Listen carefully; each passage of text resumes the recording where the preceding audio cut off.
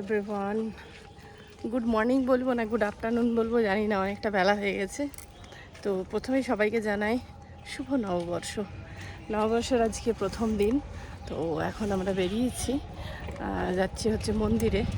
তো আজকে নববর্ষের পুজো মন্দিরে। আজকে হচ্ছে যে অনুষ্ঠানটা প্রতি বছর তোমাদের দেখাই, প্রতিষ্ঠা হিসাবে যেটা মানে প্রতি বছর বার্ষিকী যেটা পালন হয় মন্দিরে, সেটাই আজকে বার্ষিকী প্রতিষ্ঠা আছে। আর সেখানেই যাচ্ছি মন্দিরে। তো মন্দিরে একটু দেখাবো কিভাবে কি পুজো হয় না হয়। তোমাদের প্রতি বছর দেখাই, এই বছরও দেখাবো। তাই মন্দিরে চলে যাচ্ছি। আর অনেকটা লেট হয়ে গেল জানো তো, 12টা বাজে। তো চলো মন্দিরে যাওয়া যাক। তো প্রথমে মন্দিরে চলে এলাম। মন্দিরে এসে দেখো সাজানো গোছানো হয়ে গেছে, আর আমি এই সাইডে দাঁড়িয়েছিলাম। অনেকটা এত বাইরে সেদিন রোদ ছিল যে কোনো মানুষ কিন্তু দুপুরবেলায় আসেইনি। মানে যে কয়জন পুজো করছিল সেই কয়জনই এসেছিল। তো আমরা যখন যাই সবে মানে একটা অভিষেক হয়ে গেছে, মানে ওই যে অষ্টগন্ধা যেটা থাকে সেটা দিয়ে অভিষেক কিন্তু হয়ে গেছে। বাবাকে দেখছো একদম কালো থেকে হলুদ করে দিয়েছে, এত অষ্টগন্ধা মাখানো হয়েছে। তো সেই এক একটা করে মানে অভিষেক চলতেই থাকে এদের নানা রকমের। মানে যে পুজোটা করে এনারা, মানে আমরা এটা বুঝি না অতটা। কেননা এই যে পুরোহিত ঠাকুর এসছেন, এই পুরোহিত মশাই হচ্ছেন বেনারস থেকে আসে প্রতি বছর এখানে প্রতিষ্ঠা দিবস উদযাপন করার জন্য। প্রতিষ্ঠা দিবসটা প্রতি বছরই উদযাপন হয়, তাই প্রতি বছর আমি তোমাদের সামনে তুলে ধরি। আর এই ভোলে বাবার ভিডিও দেখতে তোমাদের কার কার ভালো লাগে অবশ্যই কিন্তু জানিও। তারপরে এক এক করে ওই কী দান করছিল, অতটা বুঝতে পারছিলাম না। আর এই যে ভেতরে যারা বসে আছে এরা কিন্তু একটা ফ্যামিলি, পুরোপুরি একটা ফ্যামিলি। মানে একটা ফ্যামিলি বলতে ওই যে ভদ্রলোক ভদ্রমহিলা বসে রয়েছে তাদেরই ছেলে বউ মেয়ে জামাই, এই সব নাতিপুতি, এরা একটা নিজেরা ফ্যামিলি মিলেই কিন্তু এই কাজটা করে থাকে। আর দেখো চোঙের মতো একটা জিনিস নিয়েছে, সেই চোঙের মতো জিনিসটাতে কিন্তু দড়ি বেঁধে 4-5টা চোঙ আছে, বাকি কিন্তু দড়ি বেঁধে সবার হাতে দিয়ে দিয়েছে। বাবাকে দুধ জল দিয়ে অভিষেক করা হচ্ছে। এই জিনিসটা কিন্তু খুব ভালো লাগে দেখতে। এই যে চোঙটা রয়েছে, চোঙটার থেকে কিন্তু ডাইরেক্ট বাবার হাতে মাথায় জলটা গিয়ে পড়ছে।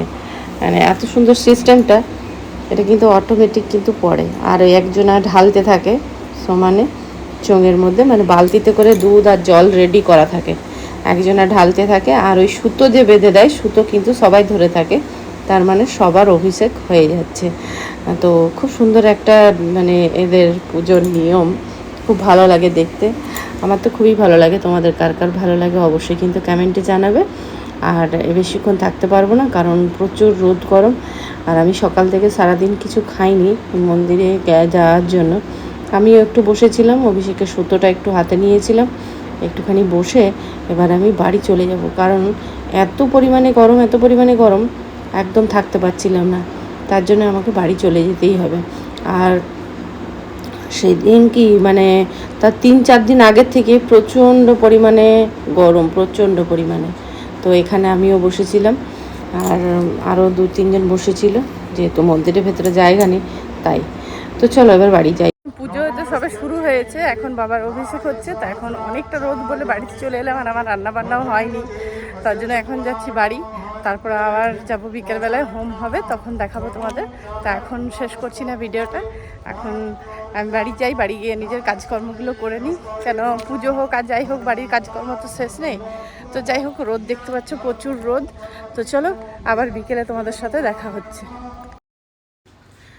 তো তারপর আবার বিকেলবেলায় গিয়েছিলাম, বাড়ি আসার পর বিকেলবেলায় একটু রেস্ট করে আবার গিয়েছিলাম। তখন কিন্তু হোম স্টার্ট হয়েছিল। হোমযজ্ঞ প্রতি বছরই হয়। আর হোমকুণ্ডটা দেখো বিশাল বড়। আর এখানে কিন্তু সকলেই বসতে পারে, যারা উপোস করে থাকে তারা কিন্তু সকলেই এখানে বসতে পারে। তো ওদের ফ্যামিলি ছাড়াও কিন্তু আরও অনেকে বসেছিল, যাদের ইচ্ছে হয় আর কি।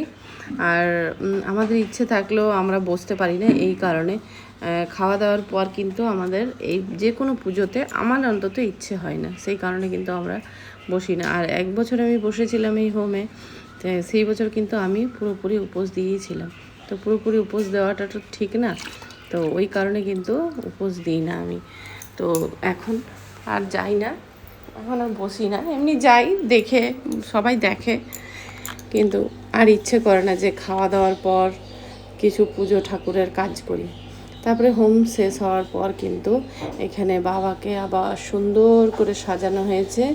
সুন্দর করে সাজানোর পর দেখো কত ভালো লাগছে দেখতে, কিভাবে মালাগুলো তৈরি করে, খুব ভালো লাগে দেখতে। এখানে সব ভোগ চাপানো আছে বাবার জন্য, একদম প্রতিটা থালায় প্যাকিং করে করে, একদম প্লাস্টিক দিয়ে প্যাকিং করে করে চাপানো আছে। আর এই হচ্ছে সন্ধ্যাবেলার বাইরের ডেকোরেশনটা, আর ভেতরে কিন্তু শীতল হচ্ছে।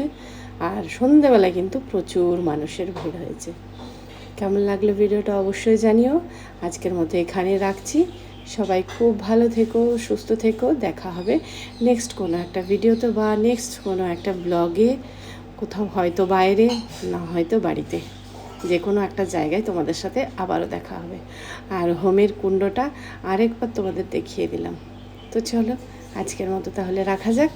টাটা, সবাই সুস্থ থেকো, ভালো থেকো। আর কেমন লাগলো ভিডিওটা অবশ্যই কমেন্ট বক্স কিন্তু খোলা আছে, কমেন্ট বক্সে জানাতে কিন্তু ভুলো না। আর ডেকোরেশনটা কেমন হয়েছে সেটাও কিন্তু জানিও। চলো টাটা।